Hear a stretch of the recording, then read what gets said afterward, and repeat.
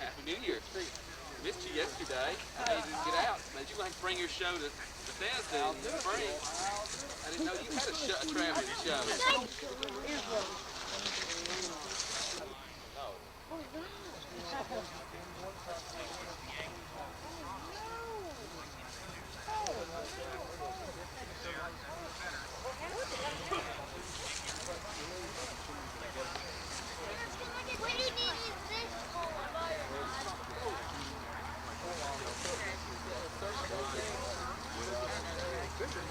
Were you in there?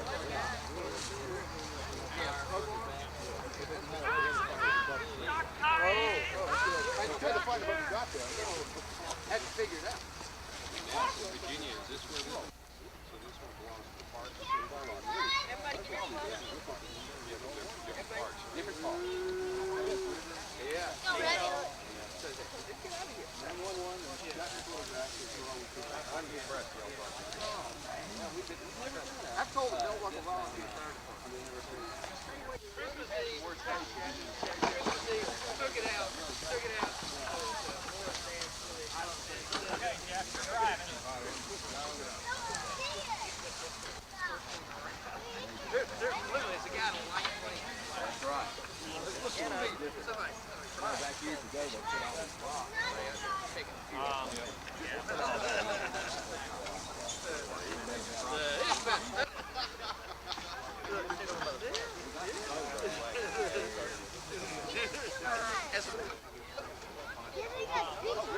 I got some, I think. And the carry. Said that. You got good grass.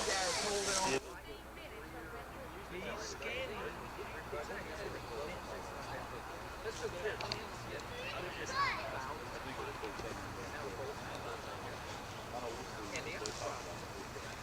The barrel, entire barrel. Maybe.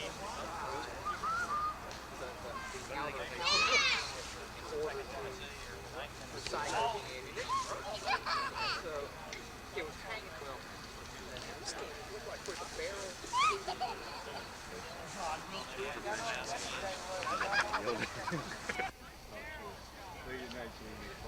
Rush Limbaugh. Yeah, I like you like Rush Limbaugh? I can't step in. Maybe I could get to 5:30. I'd be a year and then What time you have to be at work?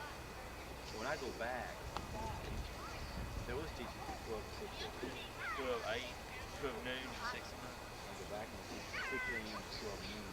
I like that. What do you teach? I know that, but what? Had to take blood pressure and stuff like that. What do I teach? Yeah, I teach medication and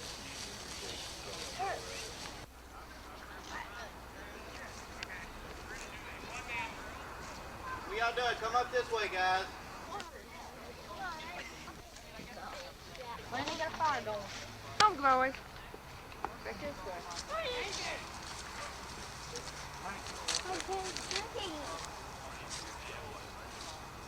Tell you how to turn it off now. Oh, you think you can do it? Fire! Get the muzzle fire. Oh, it's too far. Good gracious. Mother, give it here.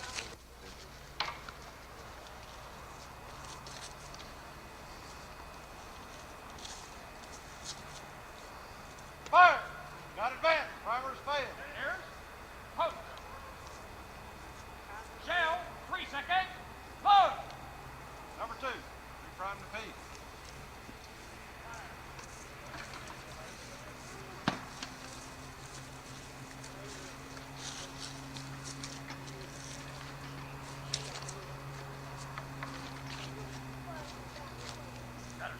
Yes.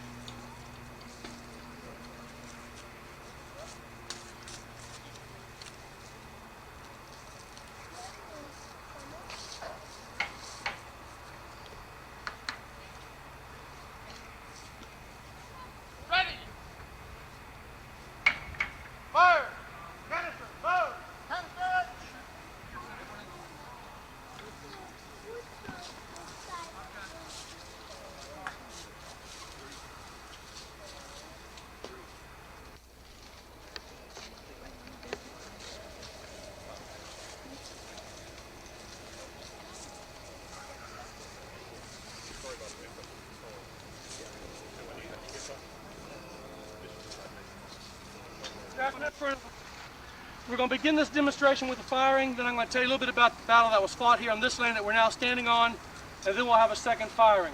So at this time, I'd like to advise you to please take appropriate hearing precautions. If you're sensitive to loud hearing, if you have any hearing enhancement devices, please turn them down. If you'd like to, put your fingers in your ears.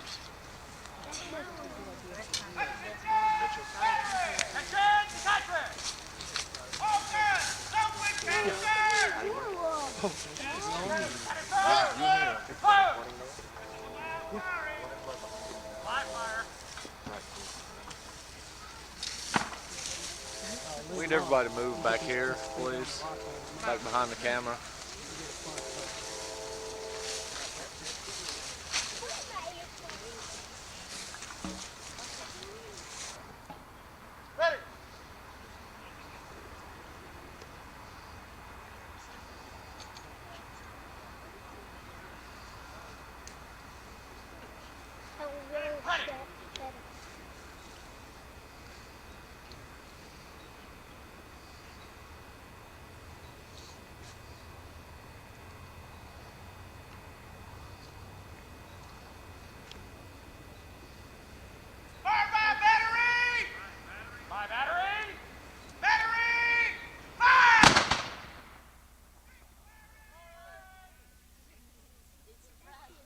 Welcome to Stones River National Battlefield.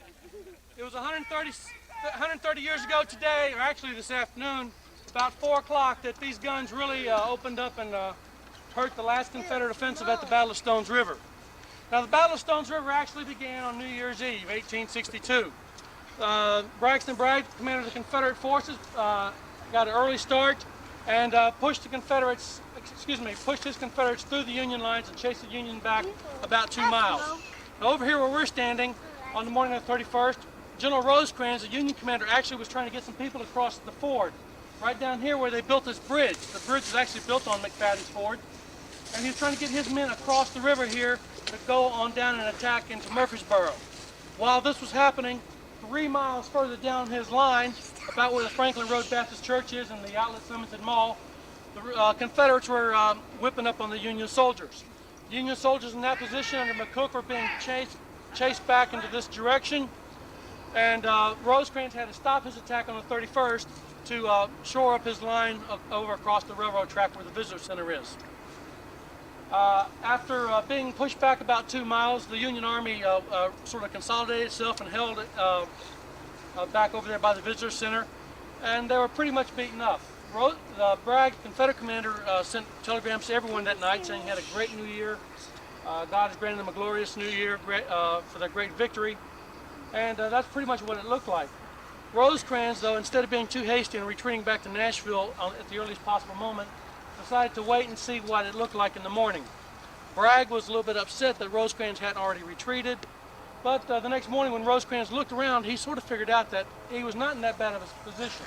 Yes, he'd been hurt the day before, lost a lot of ammunition, a lot of men, but they had been forced into a position where they were in a better fighting position than they started. They had in the horseshoe shape, so they had what they called interior lines of communication. It was easier to reinforce everybody because they had such a short distance to go. The Confederates, on the other hand, were a little bit in worse shape strategically for this, or tactically for this battle, because they had to go on the outside of this horseshoe to get all their ammunition and orders passed back and forth. The only big thing that happened on New Year's Day, other than taking care of the wounded, is that Rosecrans once again sent more men across this McFadden's Ford. He got on the high ground to our front, and he was getting ready to start his push again. Now, 130 years ago, this front was a cornfield. So you have to try to remember that as you envision all the cannons up here on this ridge. The next day, January 2nd, 1863, the battle was still not resolved yet. The Confederate forces, though, noticed that the Union forces were occupying the high ground overlooking their position. Bragg decided to send his last division commander over there to sort of remedy this problem. He told Breckinridge to have his men push the Union soldiers back across the river, and he wanted his men to occupy the high ground so they can control the soldiers on this side of the river. Breckenridge didn't think that was a good idea, though. He had been out here earlier this morning, and he knew that as soon as he got men up in that position, the cannons on this hill where we're now standing would be in a position to fire on them. So he did not approve of the decision to attack this.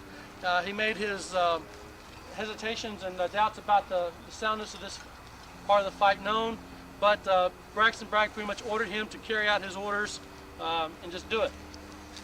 So in the early afternoon, Confederates started opening up with their artillery, shooting at the cannons in this position up here, and they started getting their men ready for the attack.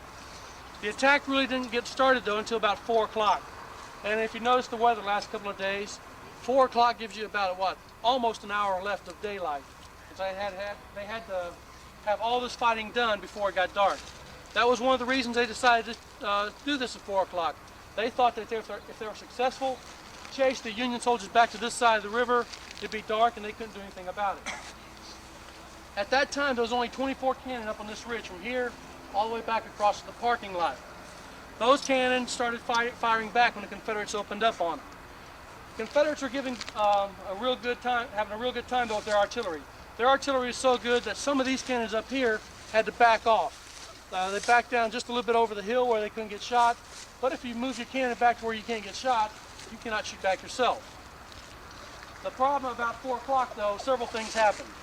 As soon as the Confederates opened up in the early afternoon with these cannons, Captain Mendenhall, the chief of artillery for Crittenden, the division commander on this side, started looking for more cannon to help him out.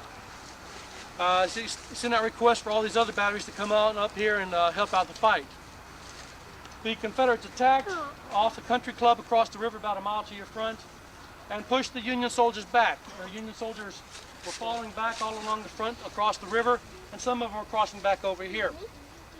About this time though, the Union reinforcements start showing up, and the Confederate artillery that was doing such a great job ran out of ammunition. So what you have then is you got 24 guns up here. They move back up on the hill. They start shooting back. The Confederates come on down the hill into the river bottom, and so they're all along the river bottom here, and you got cannon all the way to your rear. They start shooting at the Confederates down in the river. Slows up their attack. Then the other cannons open up. Several other batteries show up, and eventually on this ridge from here to the intersection where you crossed 4170 to get up into this area, they had 2 batteries of cannon down there, about 12 cannon. So from this position here all the way down to the intersection where you turned in, there was 57 cannon lined up from here to there. All of those cannons shooting into the sides of the Confederates trying to get across this river. The Confederates, of course, faltered when they had this kind of opposition. And about this time, there was another brigade commander, a small unit commander, who took it upon himself to take his soldiers on this side and charge back across the river. He could see that the Confederates were getting the worst of the fight at this point in time, so he sends his men across the river. His general calls down to him and says, "Hey, don't do that, it's not a good idea." Well, this colonel decided it was a good idea. He kept his men going across the river. Once again, the general sends down a message: do not advance, do not attack. He continues with his attack. So about that time, the commanding general rides up. He sees what's happening. They're getting across the river. They're starting to chase the Confederates back. So he tells everybody else, support those men. So they throw in all the other infantry support they had on the Union side. They go back across the river. And by the time it gets dark, only an hour after this fight began, the Union soldiers are once again had chased the Confederates back over the hill. They were back in their original position. And once dark hit, everything was just like it was that morning, except for one thing. It's about 2,000 casualties in between the lines. Soldiers that were killed or wounded or captured that had not been that way that morning. The next day, January 3rd, 1863, it started to rain. Problem. He had half of his army on each side of the river. If it floods, his army's cut in half. Then the Union Army could take it out later in the week. Knowing this, Braxton Bragg, when it started raining, asked all his soldiers to come back to his side of the river, but now they're in a position where they can't defend it because they're not in a good position. So he then orders a withdrawal back to the Duck River along Tullahoma, Shelbyville, War Trace, about 30 miles down south of here. and his army pretty much backed out of here. The next day, Rosecrans once again moves his men forward, and they find out that they can march all the way into Murfreesboro and occupy Murfreesboro. So, despite the fact that the Union Army came down here from Nashville, lost more men, lost more ground, pretty much took a beating every time they got into the fight, they were pretty much the winners of this battle because they were left in possession of the land they were coming after. Also, the Union artillery, such as these guns we have out here that represent today, did give better than they received in combat. So even though the Union cavalry did a lot of running, the Union infantry was all over the place, the Union artillery pretty much saved the day for the Union Army. Now, even though Rosecrans, the Union commander, claimed a victory, and even though it was bad for the morale of the Confederate soldiers, it was about 5 months before both of these armies, only 30 miles apart, decided to go back at each other again. And then they're going to fire these cannons one more time for you. I'd like to remind you once again to please protect your hearing. These weapons are fairly loud, so if you have any hearing enhancement devices, please turn them down, or you might like to cover your ears. Come over here. In the front.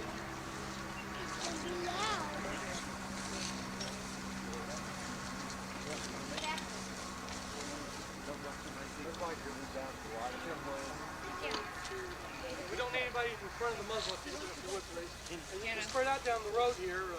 For drill purposes only. All guns. Now, the first time they're going to be doing a drill just to show you how they would train during combat or before combat. As you can tell, it takes a lot of teamwork to get the most use out of these type of guns. Ready.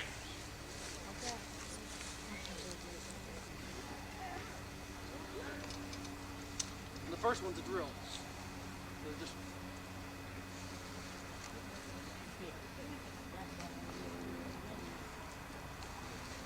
Fire by battery. By battery. Battery. Fire. Cease firing. Firing.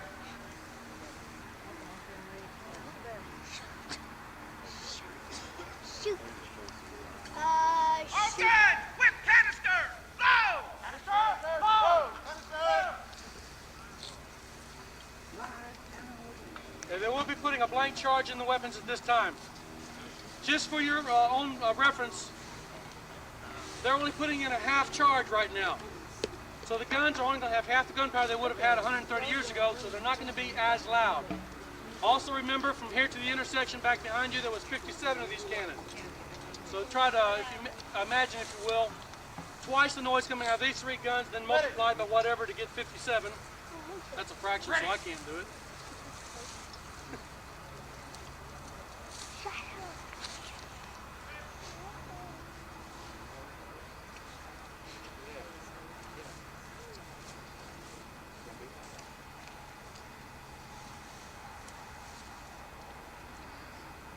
Fire by battery.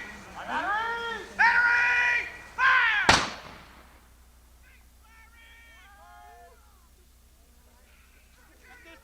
At this time, as soon as the battery commander dismisses his crews, I would like to invite you out to the gun crews themselves, and please ask them how they do their jobs. They'll be glad to show off their own position and show you how these guns actually do work.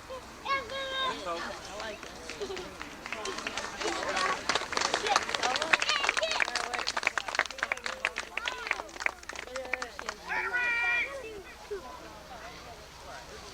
Wave at Dado.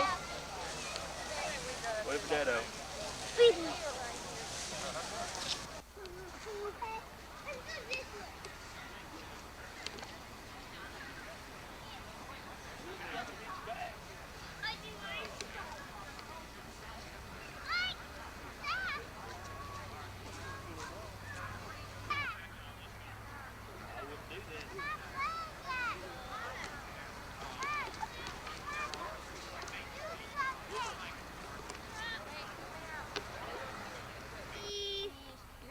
Open the shutter, Mother.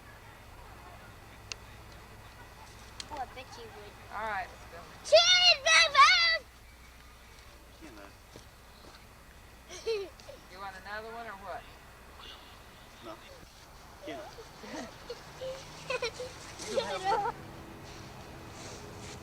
That looks like bail, doesn't it? It's not moving. It's not moving. know you better go into it.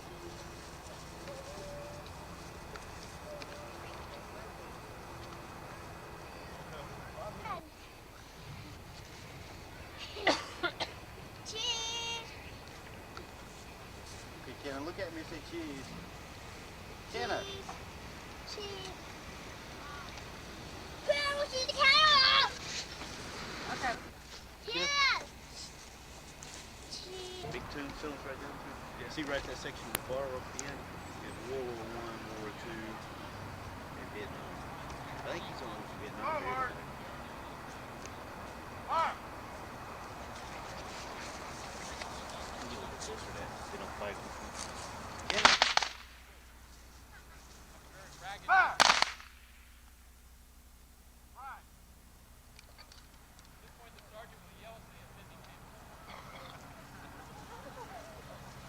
Nicely, Chuck. Kill nicely. Properly discharged, fire by company. Fire. Load.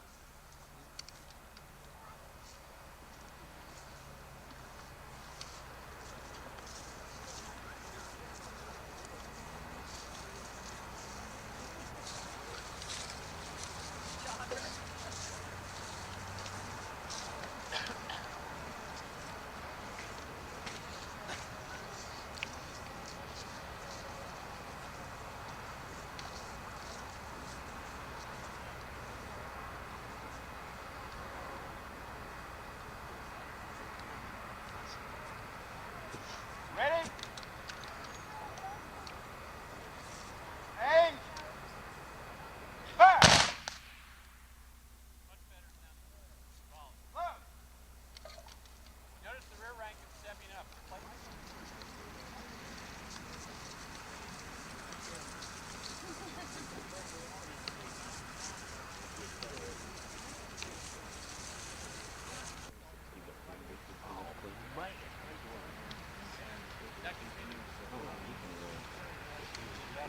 One M14, one M16. Fire. Sequencing fire. The right